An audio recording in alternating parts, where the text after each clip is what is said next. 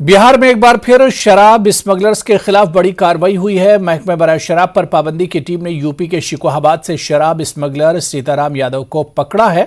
सीताराम यादव पर गैरकानूनी शराब बनाने के साथ साथ मगरबी बंगाल, आसाम और अरुणाचल प्रदेश से बिहार को गैरकानूनी शराब सप्लाई करने का इल्जाम है।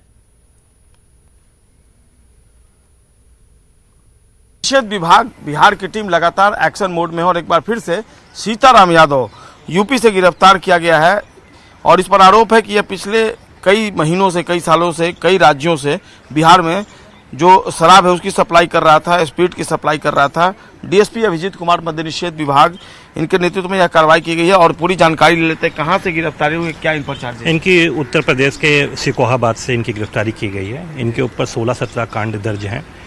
शराबबंदी के पूर्व भी इनके ऊपर कई एक्साइज से मामले दर्ज हैं।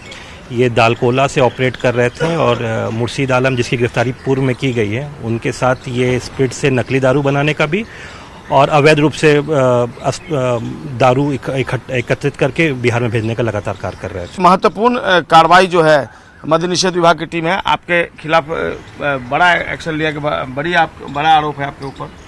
ये कब से शराब बनाने का धंधा कर रहे हैं? हम तो कहीं नहीं बना रहे थे। कब से कर रहे हैं धंधा, ये बताइए ना। हम कर भी नहीं कर। ये कह रहे हैं कि यही ऐसा ही होता है बराबर, लेकिन निश्चित तौर पर जिस आरोपी के खिलाफ 1.5 दर्जन मामले दर्ज हों उसकी गिरफ्तारी अहम रखती है और निश्चित तौर पर जिस तरीके से मद्य निषेध विभाग की टीम लगातार कार्रवाई कर रही है। हाल के दिनों में पिछले 15 दिनों की बात कर ले, 15-16 दिनों में बिहार में 2 लाख से अधिक लीटर शराब जो है वो जब्त किया गया है। कई गिरफ्तारियां हुई हैं और यह अभियान जो है वह लगातार जारी है। कैमरा पर्सन अजय दुबे के साथ संजय कुमार, न्यूज़ 18 पटना। कई बदमाश सुपौल सदर अस्पताल में दाखिल हुए और इन लोगों पर हमला किया जो अस्पताल में ज़ेरे इलाज थे। दरअसल करणपुर पंचायत में 2 फिरकों के दरमियान झगड़ा हुआ था, जिसके बाद कुछ लोगों का इलाज चल रहा था, लेकिन दूसरी तरफ से अस्पताल में दाखिल होकर ज़ेरे इलाज अफराद पर हमला किया गया।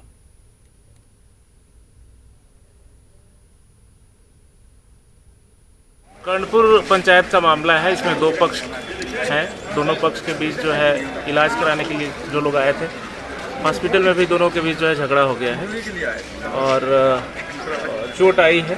इलाज यहाँ चल रहा है। अभी सब धारदार हथियार से सब हमला किया गया है। अभी जो है डॉक्टर साहब के पास इलाज में है, लोग इलाज कराया जा रहा है और बाकी हम लोग यहाँ पे जो भी लोग हैं उनसे घटना के बारे में जानकारी